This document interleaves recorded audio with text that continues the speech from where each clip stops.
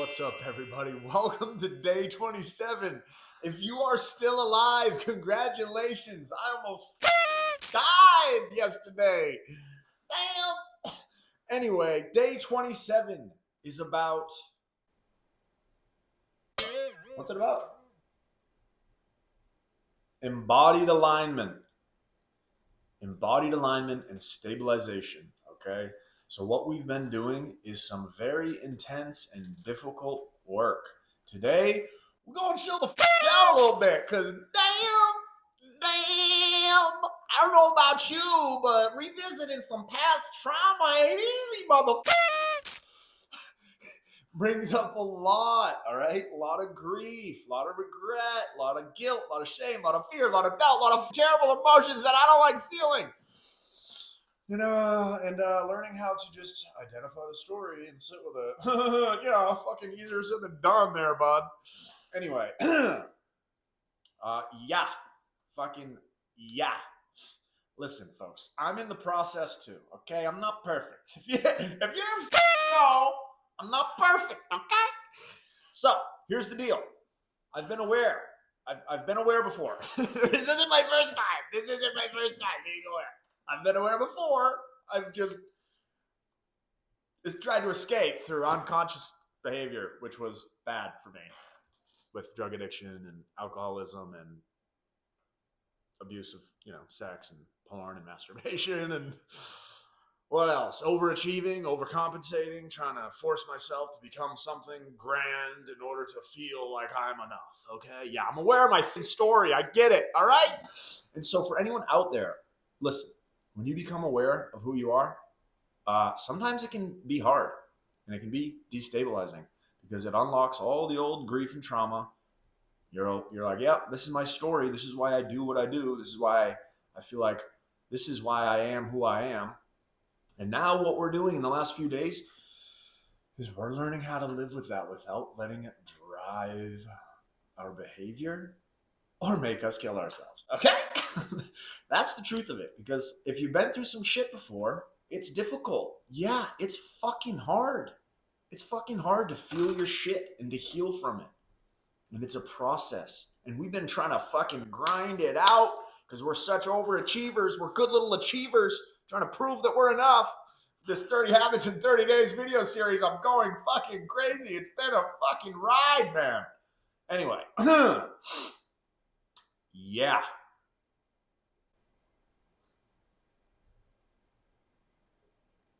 Learning to witness your old narratives, to heal from your past trauma is not easy. It brings up a lot. What we've been doing is learning to breathe through it, to recognize the pattern, to learn to integrate the pattern. Integration takes time. I don't expect you to go through day 24, 25, 26 and just be a happy little camper the whole time. If you can, I don't know if you're going deep enough. Okay? Integration takes time. And the way that we can embody a new identity, when we were talking the other day about generating a new identity and how we have to have affirmations and micro actions that affirm what we believe we are, that aren't our negative limiting beliefs or core beliefs or wounds or traumas, when we can start to generate a new perspective and say, okay, I'm aware of my old story and I'm choosing to respond differently. That is something that takes time. You don't just say, oh yeah, that's what I'm going to do now, so that's what I always do. You have to give yourself compassion and recognize behavioral change takes time. But it's something that we have to be aware of, be patient with ourselves, be compassionate with ourselves, so that as we integrate, we can generate this new way of being, and then we can embody it. So all of these last few days, day 24, 25, 26, 27, all of these days, these aren't sequential that you do one day at a time, boom, boom, boom, boom, boom. These are things that as you experience them and you have the language to understand what's happening, you can go through them cyclically throughout your entire life. They'll come up. You'll have moments of awareness, moments of identifying a trigger, and then moments of, responding and reacting in a way you don't want to react, using old coping mechanisms for whatever it might be. If you still use alcohol, drugs, food, porn, self-soothing, whatever it is you use as a negative coping mechanism or a survival strategy to get you through, that is still something that you might engage in until you can heal from it completely. So that's a process of awareness, of identifying the pattern, and then learning to integrate the pattern and breathe through it through the 4-6 breathing. Recognize it as the old story. Consciously then try to give yourself some space between the urge and the response. And then decide, generate a new identity. How do I want to respond to this? I know a lot of my old wounds are coming up right now and surfacing, but I don't want to let those dictate my future. How do I want to respond to this? So today's practice, embodied alignment, it's been really hard for me over the last few days. So what I'm going to do today, we need a little fucking break, folks. We need to chill the fuck out, okay? So what we're going to do, embodied alignment, do the bare minimum of what you need to do to stabilize yourself with this new identity. We've become aware of the pattern. It's not always about increasing the level of challenge or intensity to transform. It's about, okay, we've taken a step up in our awareness, recognizing our patterns and realizing we don't have to let them rule our lives. And we're trying to consciously choose new responses when we feel these old limiting beliefs or patterns come up. Now we just need to survive a few days and stabilize without collapsing and without overcompensating. Okay? A lot of the times what can happen when we feel this space between a loosening and softening of a belief or the falling away of a certain identity, we're in a space of liminality, spiritual liminality. We're losing one identity, but we haven't had another one completely form. So what's happening is we're in this limbo phase, the unknown. So it's important to allow yourself space and time within this phase of liminality without panicking and trying to cling to a new identity. Because oftentimes we'll overcompensate, we'll choose something that isn't in alignment. So take some time to breathe. We're going to continue to work on the 21 habits that we've developed throughout this series that are stackable. Getting enough sleep, regulating our nervous system, journaling, meditating, eating healthy, exercising. We're still going to do our best to not collapse into old patterns and bad behaviors. But we're also not going to overcompensate and try to force ourselves to be something that we aren't. So today is all about taking 3 small actions that aren't overcompensating and that aren't collapsing back into that old identity. What we're doing is we are taking little baby steps in this space of spiritual liminality as we develop and generate our new identity. We don't want to live with the limiting belief that we aren't enough. We don't want to live with the limiting belief that we have to prove our worth in order to accept ourselves. We don't need validation from others. We need self-acceptance. So what we're going to do today, I'm speaking because these are the things that I've been experiencing for myself based on my explorations and discovery and past and history and trauma and all that. Okay, so I'm just living out loud here, folks. Welcome to the Dustin Matthews Show. Holy fuck, Batman. Anyway,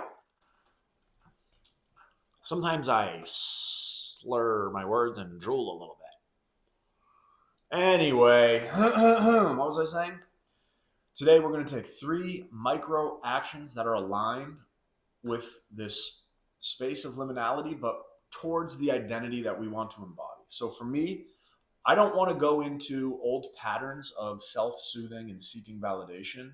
And I realized that in my past, I've had the tendency to, based on what happened to me in my youth, being cheated on and feeling like I couldn't trust people and like I wasn't good enough in that romantic relationship, I overcompensated in later in life by I felt like this is a kind of, might be an overshare, but I ended up seeking validation through romantic relationships, but no amount of romantic relationships and external validation was enough to make me feel like I was good enough. So it didn't matter how many women that I could date or sleep with or, convince to like me. uh, because I still didn't feel good enough inside. And I was using these relationships and these women unconsciously. I didn't use you on purpose, I think. I was using relationships as a way to try and fill this wound and heal this wound of feeling like I was not enough in an early relationship and had my heart broken. So I was not enough in that relationship. So I had to go and overcompensate with all these other relationships throughout my life. Okay, so that's one of my patterns. And I don't want to fall back into seeking that type of validation from romantic relationships. So I don't want to go and self-soothe with another woman or a relationship or fantasy or, porn or compulsive sexual behavior. So for me, I'm like, okay, I want to recognize that that's my old pattern and I don't want to repeat that. So I can just say, okay, I'm aware that that's a pattern that I'm going to avoid. So for me, the action will be, I'm not going to go on any dating sites. I'm not going to seek any external validation. That's one of my micro aligned embodied actions that I can take today based on the new identity that I'm trying to develop. The second one, I have the tendency to overachieve and try to force myself and do more, achieve more, be more. And one of the ways I realize this comes about with me is how I exercise and work out. I have used anger and frustration as a way to fuel me and motivate me to exercise very intensely and aggressively. And I realize this has caused a lot of issues. I've had severe injuries to a lot of different parts of my body, hip surgery, torn Achilles, so both separated shoulders, maybe a few concussions. Who the fuck knows, Anyway, basically, today I felt the urge to go work out really hard because I was a little frustrated from feeling all my feelings and recognizing, all my patterns and seeing how it has impacted me in my life and feeling all the feelings that I felt about it, being like, oh, wow, I wish I could have healed from these things sooner so I didn't sabotage relationships later because I never felt like I was good enough and I always had to overachieve. I wish I could have been more content in myself and didn't project my feelings of not being enough on like basically needing to be desired by a woman all the time because I was not stable in myself. So yeah, that's a pretty deep one. That's a pretty deep wound at the core of your heart. Oh no! Yeah, I told you this shit wasn't easy, bro. So basically, what I'm going to do today is not go into validation and seeking external comfort through self-soothing or women. I'm also not going to go overexert my energy in the weight room and lift heavy weights. So I'm going to try to do a little bit more of an embodied physical exercise that isn't too intense. So maybe a nice walk or some yoga, some stretching, mobility, but basically just trying to be present with my feelings and not go overcompensate. And the third is, because those are my two outlets, self-soothing through external validation or sex or masturbation, and then overexerting my energy, usually through exercise or overproductivity with work, I'm going to choose a gentle, soothing activity that will help me feel stable and calm without going into the negative or overcompensating. All right. And that for me is going to be like, I'm gonna have a grilled cheese and tomato soup and watch a movie or watch a show and allow myself to feel peace and not be guilty, not feel guilty for not being productive. I've been grinding these videos out for 27 days in a row, and it's fucking intense, bro. And I've realized a lot of this might come from me just jumping into the deep end and obsessing over something, because I tend to do that, don't I? Yeah, I do. So instead of jumping into the deep end and overdoing things and obsessing, I'm realizing that this 30 habits in 30 days was my way of throwing myself into the deep end of becoming a content creator. And there's a lot of benefits that I've gotten, a lot of things that I've learned, and a lot of things that I've gained from this experience. But I also know this won't be sustainable for me. So I'll probably cut it down to like one video a week after this 30 habits in 30 days series, so I can slow down and integrate and do things and live in more alignment and not just feel like I need to overcompensate and overachieve in order to feel valued and good enough. So, yeah. So I'm going to have after this video, I'll do the minimal amount of work that I need to do to get the video done with editing, and I'll still make sure I'm doing my habits today, but I'm going to take my foot off the gas a little and allow myself to stabilize. I'm not going to fall back into negative self-soothing or seeking external validation, and I'm not going to overcompensate through work or exercise, and I'm going to find that healthy balance of I need a little regulation. I need a little self-soothing in terms of making myself feel okay and good and safe and loved and all that. But I don't need to do it through seeking other, I don't need to do that through my relationships with women or porn or masturbation. So I can just have a nice warm meal on this rainy day, watch a show or a movie, focus on my breathing, not feel guilty, not feel shame. I'm not ashamed. I am who I am. I've learned, I've grown. I think that's one of the biggest things I've realized in doing this 30 habits in 30 days is I've put myself through the fire in terms of developing the healthy habits to be able to handle this type of identity and belief transformation work, because it's not easy. It touches the core of your heart, the core of your being and who you think you are. And it's not easy. It's not easy to face the truth and realize, oh, wow, this is where my wounds come from. This is where I still have the tendency to engage in behaviors that aren't aligned with who I want to be, but they have been habitual coping mechanisms or survival strategies that I've used that got me out of drug addiction. They saved my life at one point. So they served me for a while, but they're no longer serving me now. And I'm committed to becoming the best version of myself. And I choose what that is. I choose what is in alignment with me and my heart, my soul, not from external validation, not from what others think of me, but who am I? Who do I want to be? That is the driving force now that I am trying to embody. So I'm not reaching for any specific identity right now. I'm letting myself live in this place of healing and integrating and recognizing and being aware. Okay, this is my past. These are the old stories that have driven my behavior for a long time. And to let go of those habits that have been coping mechanisms for a long time, those don't fall away easily.